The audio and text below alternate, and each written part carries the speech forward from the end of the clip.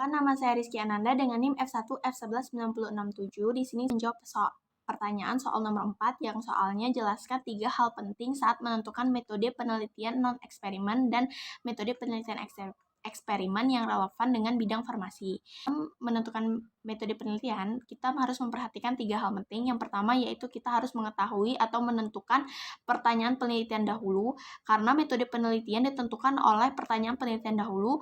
Kita cari permasalahan penelitiannya apa, puzzle-nya apa, gambaran besarnya apa. Jika sudah mengetahui pertanyaan penelitian yang jelas, maka kita bisa lebih mudah dalam menentukan metode penelitian yang mau kita ambil.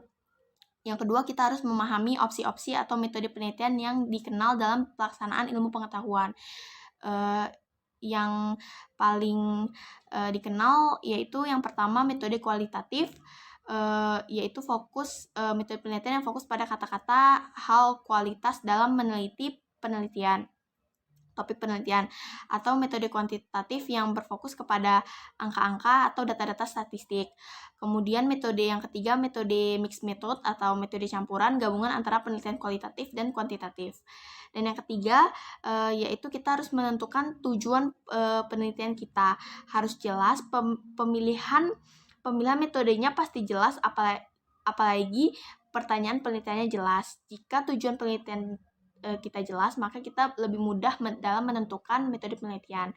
Dalam artian misalkan tujuan penelitian kita itu eksplorasi dan memahami situasi, dengan maka menggunakan metode kualitatif atau mencoba memahami hal-hal yang masih baru atau pembahasannya lebih dalam. Misalkan pada tahun 2019 lagi marak-maraknya timbulnya COVID 2019, itu kita bisa menggunakan metode kualitatif karena belum banyak orang meneliti penelitian tersebut.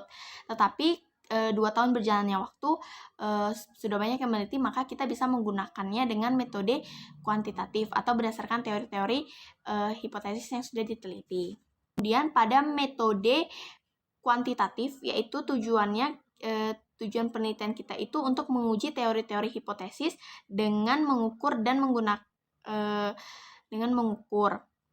teori-teori hipotesis atau apakah ada hubungan antara variabel A dan B. Misalkan seperti yang sudah saya contohkan tadi, ketika 2 tahun berjalannya timbulnya penyakit COVID, udah pasti banyak sekali penelitian melakukan research tentang COVID-19, entah tentang dampak COVID ataupun itu. Nah, kita bisa menggunakan metode kuantitatif untuk menghipotesis, menguji teori-teori atau hipotesis sebelumnya. Atau kita juga bisa menggunakan kombinasi atau mixed method jika ingin menggali lebih dalam, tidak hanya sekedar eksploratif kalau mixed method ini, tapi biasanya kita mengeksplor dulu, kemudian kita mendapatkan konsep atau gambaran besarnya, kemudian dibangun model yang diinginkan, yang ingin diuji, misalkan hubungan antara variabel, maka mixed method adalah solusinya. Jawaban dari saya, terima kasih.